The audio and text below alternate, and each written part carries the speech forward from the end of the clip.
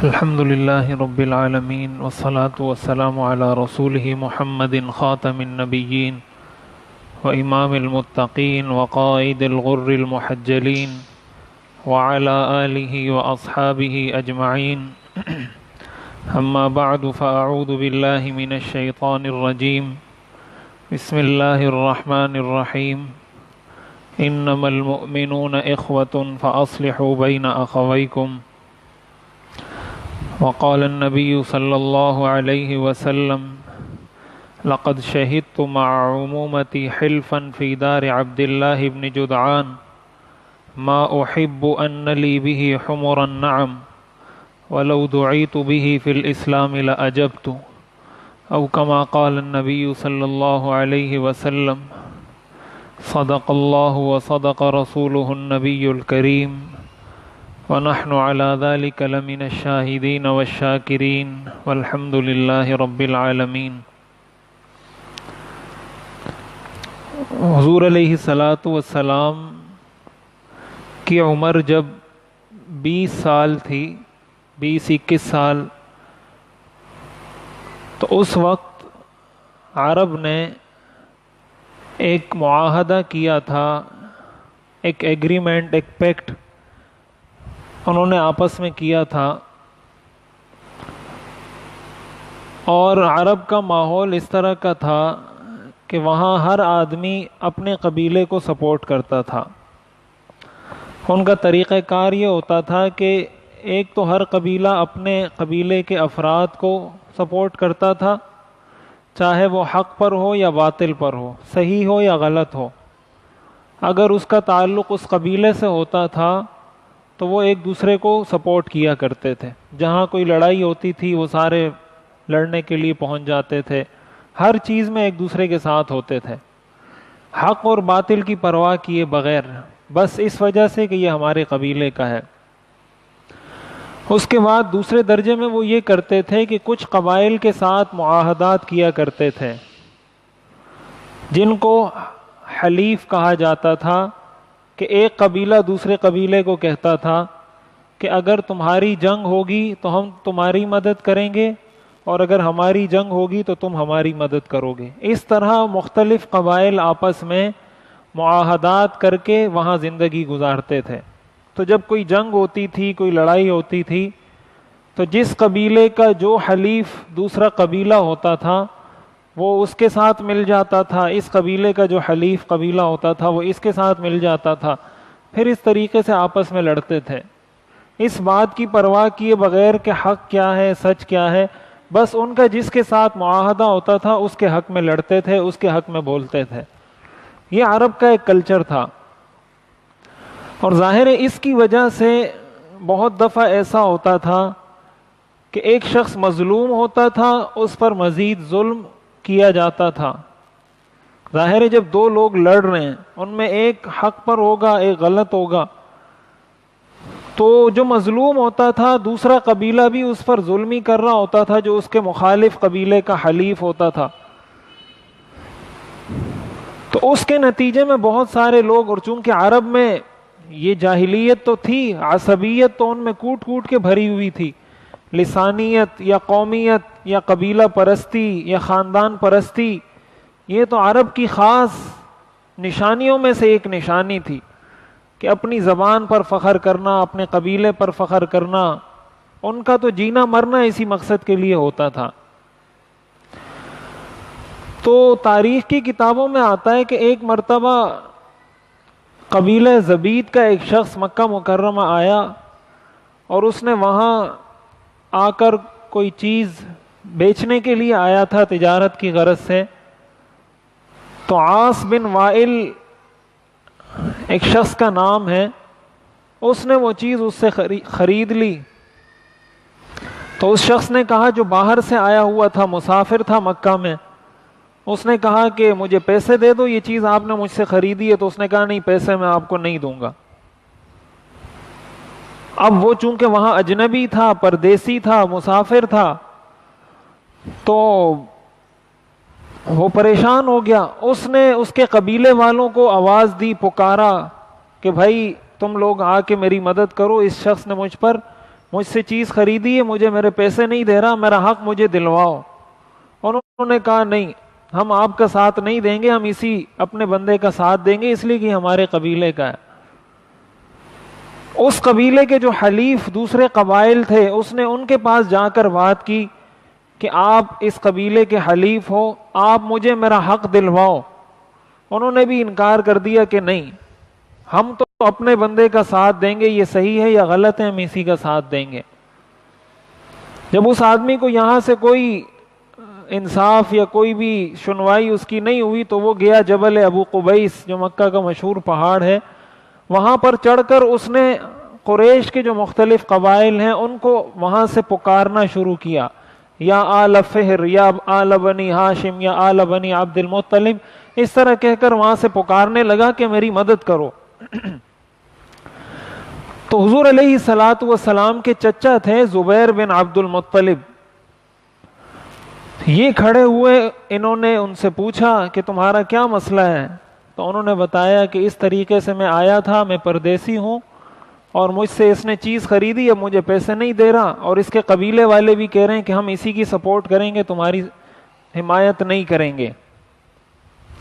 تو زبیر بن عبد المطلب جو حضور کے چچا تھے، انہوں نے مختلف قبائل کو جمع کیا، عرب کے بنو زہرہ، بنو تیم، یہ مختلف قبائل کو انہوں نے جمع کیا، اور جمع کر کے انہوں نے یہ کہا کہ ہم آج ایک معاہدہ کرتے ہیں، اور وہ معاہدہ، وہ پیکٹ ہمارا اس بات پر ہوگا کہ مکہ مکرمہ میں جو بھی شخص آئے گا، اگر اس کے ساتھ کسی نے ظلم کیا ہے تو ہم ظالم کے خلاف کھڑے ہوں گے، چاہے وہ ہمارے قبیلے کا ہو، ہمارے مخالف قبیلے کا ہو، ہمارا حلیف ہو یا ہمارا حریف ہو، ہمارا دوست ہو یا دشمن ہو، ہم ظالم کے خلاف کھڑے ہوں گے، چاہے کوئی بھی ظلم کرے۔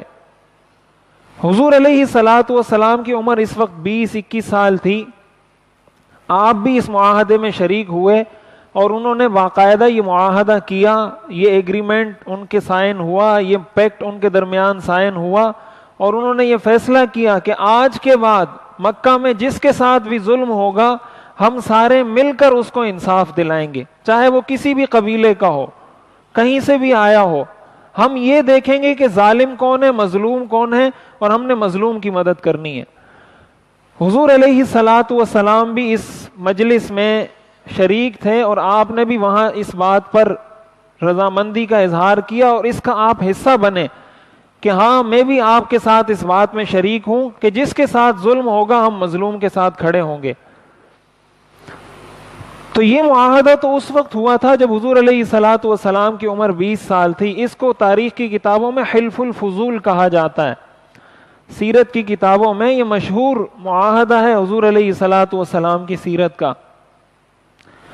حضور علیہ الصلوۃ والسلام نے نبوت ملنے کے بعد اور پھر اس معاہدے کی وجہ سے اس مظلوم شخص کی انہوں نے مدد بھی کی، اور عاص بن وائل سے وہ پیسے لے کر اس شخص کو بھی دیے، اس کا حق بھی اس کو دلوایا، اور آئندہ جب بھی کوئی آتا تھا جس کے ساتھ بھی ظلم ہوتا تھا وہ آ کر ان کو اسی معاہدے کا حوالہ دیتا تھا، کسی کے ساتھ بھی ظلم ہوتا تھا تو وہ انہی کے پاس آتا تھا کہ بھائی میرے ساتھ ظلم ہوا ہے میری مدد کرو، تو یہ سارے مل کے اس کی مدد کرتے تھے۔ حضور علیہ الصلوۃ والسلام نے ارشاد فرمایا لقد شہدت مع عمومتی حلفا فی دار عبداللہ ابن جدعان، کہ عبداللہ ابن جدعان کے گھر میں ایک ایسے معاہدے میں شریک ہوا ہوں، ما احب ان لی بہ حمر النعم، اگر اس کے بدلے مجھے کوئی سرخ اونٹ لا کر دے تب بھی میں اس معاہدے کو نہیں توڑوں گا۔ یہ نبوت ملنے کے بعد آپ نے فرمایا کہ اگر کوئی شخص مجھے یہ کہے کہ تم اس معاہدے سے پیچھے ہٹ جاؤ، اس کے بدلے ہم تمہیں سرخ اونٹ دیتے ہیں۔ سرخ اونٹ عرب کا سب سے قیمتی مال سمجھا جاتا تھا، جیسے آپ آج کل کے زمانے میں کوئی پراڈو لے لیں یا لینڈ کروزر لے لیں، کوئی بھی اچھی چیز آپ آج کے زمانے میں لے لیں، عرب میں سرخ اونٹ کی اسی طرح قیمت بہت زیادہ ہوا کرتی تھی۔ آپ نے فرمایا اگر مجھے کوئی شخص سرخ اونٹ دے اور یہ کہے کہ تم اس معاہدے سے پیچھے ہٹ جاؤ تو میں وہ سرخ اونٹ رد کر دوں گا، ریجیکٹ کر دوں گا اور اس معاہدے کا حصہ بنوں گا۔ اور آگے آپ نے فرمایا لو دعیت بہ فی الاسلام لاجبت، کہ اب حالانکہ اسلام آ چکا ہے، اسلام نے جاہلیت کی بہت ساری چیزوں کو ختم کر دیا ہے، لیکن اگر اس معاہدے کے لیے آج بھی کوئی مظلوم شخص مجھے پکارے گا اس معاہدے کا حوالہ دے کر، تو میں آج بھی جا کر اس کی مدد کروں گا۔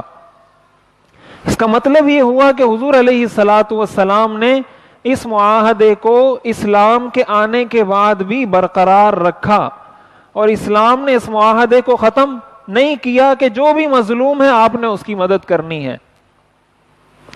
یہ واقعہ میں نے اس لیے سنایا کہ ہم زبان سے یہ بات ہر وقت کہتے رہتے ہیں، سنتے رہتے ہیں، میں اور آپ ہم سب، کہ اسلام عبادات کا نام ہے، معاشرت کا نام ہے، اخلاقیات کا نام ہے، مختلف شعبے ہیں اسلام کے، لیکن عملی طور پر ہم اپنے آپ کو عبادات کی حد تک محدود کر چکے ہیں۔ عملی طور پر ہم کوئی ایسا قدم نہیں اٹھاتے جس سے ہم اپنی معاشرت کو اسلامی بنائیں، جس سے ہم اپنے اخلاقیات کو اسلامی بنائیں، جس سے ہم اپنے کاروبار کو اسلامی بنائیں۔ سننے سنانے کی حد تک تو ہے کہ میں نے بولا آپ نے سنا، لیکن عملی طور پر ہم اس سے پیچھے ہیں۔ حالانکہ حضور علیہ الصلاۃ والسلام نے اس کا ہمیں، یعنی آپ سیرت اٹھا کے دیکھیں، حضور علیہ الصلاۃ والسلام نے ارشاد فرمایا بعثت لأتمم مکارم الاخلاق، کہ میری بعثت اللہ نے اس مقصد کے لیے کی ہے کہ میں اچھے اخلاق کی تکمیل کروں، اچھے اخلاق کو اس کی انتہا تک پہنچاؤں۔ یعنی اچھے اخلاق کی اگر کوئی انتہا ہو سکتی ہے تو میں اپنے آپ کو اس انتہا پر پہنچا کر لوگوں کو دکھاؤں کہ اچھے اخلاق ایسے ہوتے ہیں۔ حضور علیہ الصلاۃ والسلام نے فرمایا مجھے اللہ نے بھیجا اس لیے ہے۔ اس کی میں ایک اور مثال دیتا ہوں۔ حضور علیہ الصلاۃ والسلام نے جب مدینہ منورہ ہجرت کی تو ہجرت کرنے کے بعد جو مہاجر صحابہ تھے مکہ مکرمہ سے جنہوں نے ہجرت کی تھی، ظاہر ہے انہوں نے اپنا سب کچھ مکہ میں چھوڑ دیا تھا، گھر بار، کاروبار، مویشی، جو بھی کچھ تھا مکہ میں چھوڑ کے مدینہ آ گئے تھے، کچھ بھی ان کے پاس نہیں تھا۔ اور انصار یہ مدینہ کے رہنے والے تھے، تو حضور علیہ السلام میں مواخات قائم فرمائی۔ مواخات کا مطلب ہوتا ہے بھائی چارہ، برادر ہوڈ جس کو کہا جاتا ہے، بھائی چارگی کا باقاعدہ ایک معاہدہ آپ نے کروایا۔ 45 صحابہ تھے مہاجر اور 45 صحابہ تھے انصاری، کل 90 صحابہ تھے۔ آپ نے ایک مہاجر صحابی کو ایک انصاری صحابی کا بھائی بنایا اور کہا یہ تمہارا بھائی ہے اور تم نے اس کی سارے اخراجات تم نے اٹھانے ہیں، جو بھائیوں کے حقوق ہیں سارے حقوق تم نے اس کے ادا کرنے۔ حتیٰ کہ اسلام کے آغاز میں ان کو میراث میں بھی حقدار ٹھہرایا گیا کہ جو مہاجر صحابی ہوگا وہ انصاری کی میراث میں بھی حقدار ہوگا۔ بعد میں اسلام نے اس کو منسوخ کر دیا، لیکن شروع میں یہ بھی حکم تھا کہ اگر انصاری کسی کا انتقال ہوتا ہے، کسی انصاری صحابی کا، تو جہاں اس کے اور رشتہ داروں کو، بھائیوں کو میراث میں حق ملے گا، وہاں اس مہاجر صحابی کو بھی اس کی میراث میں حق ملے گا۔ اس درجہ آپ نے مضبوط رشتہ قائم کیا مہاجرین میں اور انصار میں، اور پھر انصار نے بھی اس کا حق ادا کیا۔ انصار نے بھی اس میں کوئی کمی کوتاہی نہیں چھوڑی۔ حضرت عبد الرحمن ابن عوف رضی اللہ تعالیٰ عنہ فرماتے ہیں ان کی مواخات حضور نے حضرت سعد بن الربیع سے فرمائی تھی۔ حضرت سعد بن ربیع کو فرمایا تھا یہ تمہارے بھائی ہیں، تو وہ فرماتے ہیں انہوں نے کہا حضرت سعد بن ربیع نے کہ میری 2 بیویاں ہیں، میں ایک کو طلاق دے دیتا ہوں، ایک سے تم شادی کر لو، ایک کو میں اپنے نکاح میں برقرار رکھتا ہوں۔ اب ظاہر ہے یہ مواخات کی بہت بڑی مثال ہے کہ آپ کسی کو یہ کہتے ہیں کہ میں آپ کی وجہ سے اپنی بیوی کو طلاق دیتا ہوں، اور میری دونوں بیویوں میں سے جو آپ کو پسند ہے آپ مجھے کہیں میں طلاق دیتا ہوں، آپ اس سے شادی کر لیں۔ اس کی مثال آپ کو دنیا میں نہیں ملے گی، اس قربانی کی مثال صحابہ کے علاوہ آپ کو کہیں نہیں ملے گی کہ آدمی اپنی بیوی کو طلاق دے کسی اور کی وجہ سے کہ وہ شادی کر لے اس سے۔ حضرت عبد الرحمن ابن عوف نے فرمایا نہیں، میں ایسا نہیں کرنا چاہتا، مجھے آپ کوئی مارکیٹ دکھاؤ، کوئی بازار دکھاؤ، میں وہاں جا کے کوئی کاروبار کروں گا، خود پیسے کماؤں گا، خود شادی کروں گا، مجھے آپ سے کچھ نہیں چاہیے۔ لیکن انصاری صحابہ نے مہاجرین کی ایسی مدد کی کہ قرآن نے جگہ جگہ ان کی تعریف کی ہے. والذین آووا ونصروا والذین آووا ونصروا. یہ نصروا کا مطلب ہی ہے، ان کو انصار کہا اس وجہ سے جاتا ہے کہ انہوں نے نصرت کی، انہوں نے مدد کی، انہوں نے حضور علیہ الصلوۃ والسلام کی مدد کی، اسلام کی مدد کی، صحابہ کی مدد کی، اس لیے ان کا نام ہی انصار پڑ گیا. انصار کا مطلب ہوتا ہے مدد کرنے والا، ان کا نام ہی انصار پڑ گیا. تو اس طرح کی عجیب و غریب مثالیں ہمیں صحابہ کی زندگی میں ملتی ہیں، جس کا مقصد، اب ظاہر ہے مکہ سے جو آئے تھے ان کا قبیلہ الگ تھا، مدینہ میں جو رہتے تھے ان کا قبیلہ الگ تھا، لیکن اس کے باوجود اس درجے کی محبت قائم کی کہ ایک، یہ روایات میں آتا ہے کہ ایک انصاری صحابی اپنے مال پر اپنا حق جتنا سمجھتا تھا، ایک مہاجر صحابی کا بھی اتنا ہی حق سمجھتا تھا. یعنی جتنا وہ سمجھتا تھا کہ یہ میرے پیسے میں سے کوئی چیز خریدوں، کوئی چیز بیچوں، کوئی چیز کھاؤں، یہ میرا حق ہے اس لیے کہ میں اس کا مالک ہوں، اتنا ہی حق وہ اپنے اس مال پر اس مہاجر صحابی کا بھی سمجھتا تھا کہ اس کی مرضی اس کو کھائے، اس کی مرضی بیچے، اس کی مرضی خریدے، میں اس سے نہیں پوچھ سکتا. اس درجے کی ان کی محبت تھی. اب ظاہر عرب کے اندر یہ کام کروانا بہت مشکل تھا، ان کے اندر یہ عصبیت، لسانیت، قومیت کوٹ کوٹ کے بھری ہوئی تھی، اور ان کے درمیان ایسی محبتیں قائم کرنا یہ کوئی معمولی بات نہیں ہے. یہ حضور علیہ الصلوۃ والسلام کا معجزہ ہے، یہ حضور کا کارنامہ ہے کہ آپ نے اس طریقے سے ان کو باہم شیر و شکر کیا. قرآن نے اس کو ذکر کیا ہے کہ اللہ نے اپنی رحمت سے آپ کو یہ توفیق دی کہ آپ نے ان کے درمیان الفت بین قلوبہم لو انفقت ما فی الارض جمیعا ما الفت بین قلوبہم. اللہ فرماتے ہیں اگر تم دنیا کی ساری دولت خرچ کر دیتے تو ان کی دشمنیاں اتنی زیادہ تھیں کہ ساری دنیا کی دولت خرچ کر کے بھی تم محبت ان میں پیدا نہیں کر سکتے تھے. وَلَكِنَّ اللَّهَ أَلَّفَ بَيْنَ قُلُوبِهِمْ. لیکن اللہ نے ان کے دلوں میں الفت پیدا کی، اور ظاہر ہے اس کا ذریعہ حضور علیہ الصلوۃ والسلام بنے. اب یہ میں نے ایک دو مثالیں جو ذکر کی، اس کا مقصد یہ ہے کہ ایک اسلامی معاشرہ، مسلمانوں کا معاشرہ ایسا ہوتا ہے کہ اس میں ایک بھائی دوسرے بھائی کی مدد کرتا ہے اس چیز سے بالا تر ہو کر کہ یہ پٹھان ہے، یہ پنجابی ہے، یہ سندھی ہے، یہ بلوچ ہے، یہ مہاجر ہے. اسلام ان چیزوں کو مانتا ہی نہیں. اس حد تک تو مانتا ہے کہ تعارف ہو، لتعارفوا، تعارف کی حد تک تو مانتا ہے کہ اس کا قبیلہ یہ ہے، اس کی زبان یہ ہے، اس کی قوم یہ ہے. شریعت کی نظر میں کسی کے بڑے اور چھوٹے ہونے کا معیار یہ نہیں ہے، اور کسی کے ساتھ مدد کرنے کا یا مدد نہ کرنے کا معیار یہ نہیں ہے کہ وہ پٹھان ہے یا بلوچ ہے، وہ سندھی ہے یا مہاجر ہے. معیار یہ ہے کہ وہ مسلمان ہے یا نہیں، وہ انسان ہے یا نہیں، یہ معیار ہے بس.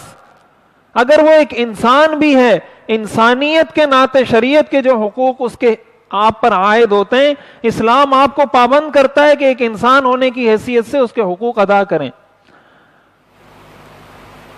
تو ہمیں اپنے معاشرے میں عملی طور پر اس چیز کو پیدا کرنا چاہیے. حضور علیہ الصلوۃ والسلام، اور اس میں اس چیز کا بھی لحاظ انسان کو کرنا چاہیے کہ انسان جب مواخات کرے، ایک دوسرے کے ساتھ بھائی چارگی کی فضا قائم کرے، اس میں مشکلات بھی آتی ہیں، اس میں رکاوٹیں بھی آتی ہیں. جب آپ عملی قدم اٹھاتے ہیں طرح طرح کی مشکلات انسان کو آتی ہیں. کہیں کوئی تانے دیتا ہے، کہیں کوئی پریشان کرتا ہے، کہیں کوئی جو ہے نا آپ پر الزامات لگاتا ہے، مختلف قسم کی چیزیں سامنے آتی ہیں. لیکن ان چیزوں کی وجہ سے کبھی انسان کو پیچھے نہیں ہٹنا چاہیے. حضور علیہ الصلوۃ والسلام کی سیرت میں اس کی اتنی بے شمار مثالیں ہیں. ہم تو چونکہ سیرت پڑھتے نہیں ہیں، ہمیں پتہ ہی نہیں.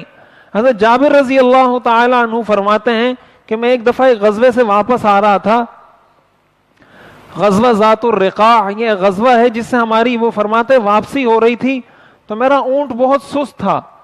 سارے لوگ آگے نکل گئے، میں پیچھے پیچھے آہستہ آہستہ چلتا آ رہا تھا. حضور علیہ الصلوۃ والسلام پیچھے موڑ کر آئے اور مجھے کہا ما ابطأک یا جابر، آپ کیوں اتنے سست سست چل رہے ہو, اتنے پیچھے؟ تو میں نے کہا حضور میرا یہ اونٹ بہت سست ہے, میں بہت کوشش کرتا ہوں لیکن یہ چلتا ہی نہیں, اتنا کمزور اونٹ ہے, اس لیے میں سب سے پیچھے رہ گیا.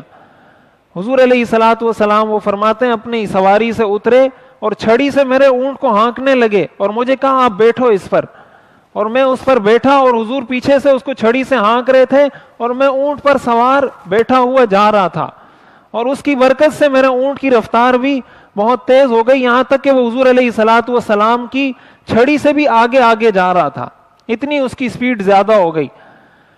وہ فرماتے ہیں حضور اب وہ اونٹ دیکھیں کتنا کمزور اور کتنا لاغر کہ وہ چلے ہی نہیں. حضور نے فرمایا کہ تم یہ اونٹ مجھے بیچو گے؟ حضور کو پتا تھا کہ ان کو پیسوں کی ضرورت ہے, ان کو پیسوں کی حاجت ہے, اور اس اونٹ سے یہ پریشان ہے, لیکن یہ ان سے خریدے گا کون؟ آپ نے فرمایا یہ اونٹ مجھے بیچو گے؟ حضرت جابر نے فرمایا جی بالکل بیچوں گا. آپ نے فرمایا کتنے کا؟ انہوں نے کہا 1 اوقیہ. اوقیہ اس زمانے کی ایک کرنسی ہوتی تھی, تقریباً 31 گرام بنتا ہے, سونے کی اوقیہ ہوتی تھی. انہوں نے کہا 1 اوقیہ کے بدلے آپ کو یہ بیچوں گا. آپ نے فرمایا ٹھیک ہے, جب مدینہ پہنچیں گے تو میں آپ سے یہ خرید لوں گا. انہوں نے کہا ٹھیک. حضور علیہ الصلوۃ والسلام نکل گئے. یہ کہتے ہیں اگلے دن صبح جب میں مدینہ گیا, حضور علیہ الصلوۃ والسلام سے ملا, تو حضور علیہ الصلوۃ والسلام نے کہا یہ اونٹ مجھے دے دو, اور حضرت ابو ہریرہ کو کہا کہ ان کو سونا 1 اوقیہ سونا تول کر ان کو بدلے میں دے دو, اور تھوڑا سا زیادہ سونا دے دو ان کو. وہ کہتے ہیں وہ حضرت ابو ہریرہ نے سونا تولا اور مجھے کہا کہ یہ آپ کے اونٹ کی قیمت ہے اور یہ آپ لے لیں اور اونٹ یہاں پہ کھڑا کر دیں, یہ حضور نے آپ سے خرید لیا ہے. میں نے کہا ٹھیک ہے. وہ فرماتے ہیں میں نے اونٹ حوالے کیا اور میں وہاں سے روانہ ہو گیا. جب روانہ ہوا تو حضرت ابو ہریرہ نے مجھے پیچھے سے آواز دی کہ حضور آپ کو بلا رہے ہیں. وہ فرماتے میں سمجھ گئے کہ حضور کو یہ اونٹ پسند نہیں آیا ہوگا, اور مجھے دنیا میں سب سے ناپسندیدہ جو چیز تھی وہ یہ اونٹ تھا. جو مجھے سب سے بری چیز دنیا میں لگتی تھی یہ اونٹ تھا کہ کسی کام کا نہیں تھا, اور میں ابھی بڑا خوش تھا کہ حضور نے خرید لیا ہے. پیچھے سے حضرت ابو ہریرہ نے آواز دی تو میں نے کہا حضور ابھی مجھے کہیں گے کہ یہ اونٹ واپس لے جاؤ, میرے پیسے مجھے واپس کرو. یہ فرماتے ہیں جب میں حضور کے پاس آیا, حضور نے فرمایا یہ اپنا اونٹ بھی لے جاؤ, جو پیسے میں نے دیے یہ بھی لے جاؤ, یہ میری طرف سے تمہیں ہدیہ ہے. یہ حضور علیہ الصلوۃ والسلام کی مواسات تھی, یہ آپ اپنے ساتھیوں کا خیال کرتے تھے. یہ بات میں بار بار کرتا ہوں, یہ بات کہہ کہ ہم تھک گئے. ہم جب یہ کہتے ہیں میں مسلمان ہوں, میں عاشق رسول ہوں, میں محمدی ہوں, میں مسلمان ہوں, تو ہمیں ان چیزوں کو اپنی زندگی میں لانا ہوگا. یہ چیزیں اپنی زندگی سے نکال کر ہم مکمل مسلمان نہیں بن سکتے. ہم عاشق رسول زبان سے تو بن جائیں گے, حقیقت میں نہیں بن سکتے. حضور علیہ الصلوۃ والسلام جب اپنے ساتھیوں کا اتنا خیال کرتے ہیں, اور علماء نے لکھا ہے کہ آپ ان کو یہ پیسے یوں بھی دے سکتے تھے کہ یہ اوقیہ میری طرف سے ہدیے میں لے لو, لیکن ان کو پتا تھا حضور کو کہ ان کی عزت نفس مجروح ہوگی. اگر ویسے ہی ان کو میں کہوں گا یہ پیسے لے لو تو یہ شرمائیں گے کہ شاید حضور مجھے بھکاری سمجھتے ہیں یا حضور مجھے غریب سمجھتے ہیں, اس لیے مجھے پیسے دے رہے ہیں. اس لیے حضور نے یہ پورا ایک پروسیس چلایا کہ ان کو کہا یہ اونٹ بیچو, اس نے کہا ٹھیک. پھر آپ نے ان سے اونٹ خریدا, پھر پیسے دیے, پھر جب چلے گئے پھر واپس بلایا, اونٹ ان کو واپس دیا تاکہ ان کی عزت نفس مجروح نہ ہو کہ حضور نے مجھے غریب سمجھا ہے, بھکاری سمجھا ہے کہ مجھے ویسے ہی پیسے دے رہے ہیں. اس لیے آپ نے یہ سارے مراحل ان کو طے کروائے. اب ہمارے ہاں تو معاشرے میں یہ صورتحال ہے کہ ہم جب کسی کو ضرورت مند دیکھتے ہیں کہ یہ ضرورت مند ہے تو ہم یہ چاہتے ہیں کہ وہ میرے پاس آئے, مجھ سے مانگے, مجھ سے مطالبہ کرے, اس کے بعد میں اس کی مدد کروں گا. اب آپ جو اس کو مجبور کر رہے ہیں کہ وہ آپ کے پاس آئے, آپ سے مطالبہ کرے, آپ کے سامنے اپنی عاجزی کا اظہار کرے, اللہ کو یہ ساری چیزیں نظر نہیں آتی. ہم اپنے آپ کو حضور کا امتی کہہ کر, حضور کا عاشق کہہ کر, کیا ہم اس میں اسلام پر عمل کر رہے ہیں؟ حدیث شریف میں آتا ہے حضور علیہ الصلوۃ والسلام نے فرمایا 3 لوگوں کو اللہ قیامت کے دن رحمت کی نظر سے نہیں دیکھے گا. یہ بات یاد رکھیں, پیسے خرچ کرنا, اللہ کو پیسے نہیں چاہیے. سب سے پہلے جہنم میں جن لوگوں کو ڈالا جائے گا ان میں سے ایک وہ سخی, وہ خرچ کرنے والا شخص ہوگا جو اس لیے خرچ کرتا ہوگا کہ لوگ کہیں بڑا سخی ہے. سب سے پہلے جہنم میں عالم کو, شہید کو اور سخی کو ڈالا جائے گا. جس عالم نے اس لیے علم حاصل کیا ہو کہ لوگ کہیں بڑا عالم ہے، جو اس لیے شہید ہوا ہو کہ لوگ کہیں بڑا بہادر ہے، جس نے اس لیے سخاوت کی ہو کہ لوگ کہیں سخی ہے، سب سے پہلے جہنم میں ان 3 لوگوں کو ڈالا جائے گا۔ اللہ کو پیسہ نہیں چاہیے، اللہ کو آپ کے دل کی نیت چاہیے۔ اللہ قیامت کے دن 3 لوگوں کو رحمت کی نظر سے نہیں دیکھیں گے، ان میں سے ایک شخص وہ ہے جو احسان جتلانے والا ہو۔ یہ احسان جتلانے کی ایک قسم ہے کہ آپ اس کو مجبور کرتے ہیں کہ آپ میرے پاس آئیں، مجھ سے مانگیں، یہ ضرورت مند ہے۔ آپ ایک محلے میں رہتے ہیں، آپ جانتے ہیں کہ آپ کے پڑوسی کے گھر میں آٹا نہیں ہے، آپ کو پتا ہے کہ اس کے پاس پینے کا پانی نہیں ہے، آپ کو پتا ہے اس کے پاس عید کے کپڑے نہیں ہیں، اس کے پاس بچوں کی فیس کے پیسے نہیں ہیں، اور آپ بے غم ہیں، آپ اس انتظار میں کہ وہ میرے پاس آئے گا۔ ہم تو یہ کہتے ہیں یہ اس کا معاملہ ہے، میرا اس سے کیا لینا دینا ہے، یہ اس کا کنسرن ہے، وہ جانے، اس کا کام جانے۔ آج ہمارا معاشرہ یہ بن چکا ہے، اور بہت معذرت اور بہت افسوس کے ساتھ یہ کہنا پڑتا ہے، یہ ہم نے اپنی اولاد کی تربیت کی ہے۔ آج اگر کوئی بیٹا کوئی اس طرح کا کام کرنا چاہے تو سب سے پہلی رکاوٹ والدین بنتے ہیں۔ اگر 2 خاندانوں میں لڑائی ہے اور ایک بیٹا آگے بڑھ کر کہتا ہے کہ والد اپنے ابا کو کہ ابا جی یہ لڑائی کو ختم کرو، وہ اپنے چچا کے پاس جاتا ہے، اپنے ماموں کے پاس جاتا ہے کہ یہ لڑائی ختم ہو، محبتیں پیدا ہو، سب سے پہلی مخالفت اس کا والد کرتا ہے۔ ہم کیا تربیت دے رہے ہیں اپنے بچوں کو؟ اگر آپ کا بچہ کوئی اچھا کام کر رہا ہے، وہ فضول دوستوں کے پاس بیٹھتا ہے، وہ سگریٹ پیتا ہے، وہ گٹکے کھاتا ہے، ان چیزوں پہ آپ کو کوئی اعتراض نہیں ہے۔ اگر اعتراض ہے تو ایک لے دے کہ اس بات پہ کہ وہ ایک اچھا کام کیوں کر رہا ہے۔ اس لیے میرے عرض کرنے کا، بات کرنے کا خلاصہ اور مقصد یہ ہے کہ دیکھیں یہ سنا ہم نے بہت ہے، سنایا ہم نے بہت ہے، یہ معاشرے کے نوجوان طبقے کا کام ہوتا ہے کہ وہ اس کام کا بیڑا اٹھائیں۔ جو ابھی یہاں موجود ہیں یا جو مجھے سن رہے ہیں یا جو مجھے سنیں گے، میری سب سے درخواست ہے اپنے اپنے علاقے کی سطح پر، اپنے اپنے محلے کی سطح پر کوئی ایسی انجمن بنائیں، کوئی ایسی تنظیم بنائیں، کوئی ایسا پلیٹ فارم بنائیں جس میں آپ اپنے پورے محلے کو، پورے علاقے کو کور کریں۔ آپ کو اپنی زندگی سے نکل کر کسی اور کے لیے جینا ہوگا۔ اپنے لیے جیتے رہیں گے نا تو قیامت کے دن حساب کتاب بڑا مشکل ہوگا، قیامت کے دن جان نہیں چھوٹے گی۔ تو اس لیے یہ جو نوجوان ہیں ان کو چاہیے کہ اپنے محلے کی سطح پر، علاقے کی سطح پر کوئی ایسا کام شروع کریں جس سے آپ ایک سروے کریں، آپ کو پتا ہو ہمارے محلے میں اتنی بیوائیں رہتی ہیں، ہمارے محلے میں اتنے یتیم رہتے ہیں، ہمارے محلے میں اتنے غریب رہتے ہیں، ہمارے محلے میں اتنے بے روزگار رہتے ہیں، ان کے گھر میں یہ مسائل ہیں، ان کی ایک فہرست بنائیں، ایک سروے کریں، اور اس کے بعد کوئی اس کے لیے ایسا کوئی عملی صورت اس کی نکالیں کہ جہاں کوئی آپ کو نظر آتا ہے کہ بھائی یہاں کوئی مشکل ہو سکتی ہے، وہاں جا کے ان کی مدد کریں۔ اور اس میں اس چیز کی تفریق نہ ہو کہ پنجابی کمیونٹی بنائے، سندھی کمیونٹی بنائے، پٹھان کمیونٹی بنائے، نہیں، مسلمان کمیونٹی بنائیں جس میں یہ فرق نہ ہو کہ یہ بلوچ ہے، سندھی ہے، پٹھان ہے، مہاجر ہے، سب جو بھی مسلمان ہیں سب کے ساتھ بلا تفریق۔ حضور نے ہمیں یہ چیز سکھائی ہے۔ اپنی قومی سطح پر کسی نے بنائی ہے تو وہ کوئی ناجائز، کوئی حرام نہیں ہے، لیکن میں جو عرض کرنا چاہ رہا ہوں کہ ہمیں ایک ایسا رول ماڈل پیش کرنا چاہیے کہ جس میں کسی کی کوئی تفریق نہ ہو کہ یہ پنجابی ہے، پٹھان ہے، بلوچ ہے، سندھ، کچھ نہ ہو۔ انسان ہے، مسلمان ہے، بس کافی ہے، آپ اس کی مدد کریں۔ انسان ہے، اگر وہ کافر بھی ہے، اللہ کی مخلوق ہے، جو اس کے حق آپ پر عائد ہوتے ہیں بحیثیت مسلمان، آپ پر لازم ہے کہ اس کے حقوق ادا کریں۔ وہ آپ کا اگر پڑوسی ہے، وہ آپ کا اگر رشتہ دار ہے، محلے دار ہیں، اس کے آپ پر بہت سارے حقوق عائد ہوتے ہیں، اگرچہ وہ کافر ہوں۔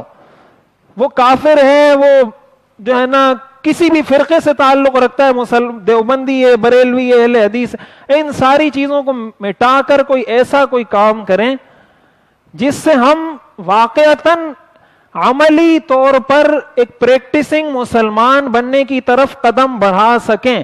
ہمیں ان باتوں سے، ان زبانی جمع خرچ سے آگے نکلنا ہوگا۔ یہ کہتے رہتے ہیں اسلام معاشرت ہے، اخلاقیات ہے، عبادت ہے، کب تک کہتے رہیں گے؟ عمل کیا کیا ہم نے اس پر؟ تو اس لیے میری یہ درخواست ہے تمام نوجوانوں سے، اس کے لیے سوچیں، اس پر غور کریں، اور جو بزرگ حضرات ہیں ان سے بھی درخواست ہے کہ اپنے نوجوانوں کو آپ موٹیویٹ کریں، ان کو جمع کریں، ان کی سرپرستی کریں، تاکہ وہ ایک ایسا کام لے کر آگے بڑھ سکیں کہ آپ شروع کریں گے، آپ کی دیکھا دیکھی اور ہزاروں لوگ شروع کریں گے، آپ سب کے لیے صدقہ جاریہ ہوگا. آپ قبر میں پڑے ہوں گے، کسی کو اس کی راحت پہنچ رہی ہوگی، کسی کو سکون پہنچ رہا ہوگا، آپ کو قبر میں اس کی ٹھنڈی ٹھنڈی ہوائیں پہنچ رہی ہوں گی. اس لیے میری یہ درخواست ہے کہ آپ اس پر کوئی عملی کام شروع کریں. تو آپ سب کا اس پر ارادہ ہے کام کرنے کا یا نہیں؟ جو بزرگ حضرات ہیں میری ان سے درخواست ہے آپ سرپرستی کریں، جو نوجوان حضرات ہیں وہ عملی طور پر کام کریں اور زبانی جمع خرچ سے نکل کر عملی میدان میں آئیں، تب آپ کو پتہ چلے گا اسلام ہے کیا. اللہ تعالی ہمیں سمجھنے اور عمل کرنے کی توفیق عطا فرمائے. وآخر دعوانا